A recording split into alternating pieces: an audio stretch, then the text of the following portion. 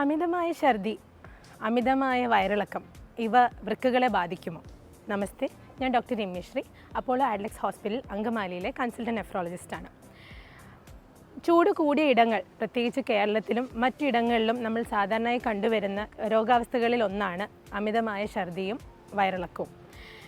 ഇവയ്ക്ക് കാരണമായിട്ട് പലതരം ബാക്ടീരിയകൾ, സാൽമോണല്ല, ഷിജല്ല, പലതരം വൈറസുകൾ, adeno virus, റോട്ട virus, parasites like amoeba, ഇതെല്ലാം കാരണമായിട്ട് കണ്ടുവരാറുണ്ട്. ഇത് എന്തുകൊണ്ടാണ് ഇങ്ങനെ സംഭവിക്കുന്നത്? ശുചിത്വമില്ലാത്ത ഫുഡ് അഥവാ വെള്ളം കുടിക്കുന്നത് കൊണ്ടാണ്, അമിതമായ ഫാസ്റ്റ് ഫുഡ് നമ്മൾ കഴിക്കുന്നത് കൊണ്ടാകാം. അപ്പം ഇവയെല്ലാം എങ്ങനെ വൃക്കകളെ ബാധിക്കുന്നു? ഈ സന്ദർഭങ്ങളിലെല്ലാം നമ്മൾ കണ്ടുവരുന്നത് അമിതമായ ജലാംശം നമ്മുടെ ശരീരത്തിൽ നിന്ന് നഷ്ടപ്പെടുകയാണ്, ഛർദിലൂടെയും വയറിളക്കത്തിലൂടെയും. അപ്പോൾ അതിന് തുല്യമായ വെള്ളം അംശം നമ്മുടെ ശരീരത്തിൽ എത്താത്തത് കൊണ്ടാണ് അത് നമ്മുടെ വൃക്കകളെ ബാധിക്കുന്നത്. ചില സന്ദർഭങ്ങളിൽ ഡയാലിസിസ് പോലുള്ള ചികിത്സ വരെ വേണ്ടി വരാവുന്ന സാഹചര്യങ്ങൾ നമ്മൾ കണ്ടിട്ടുണ്ട്.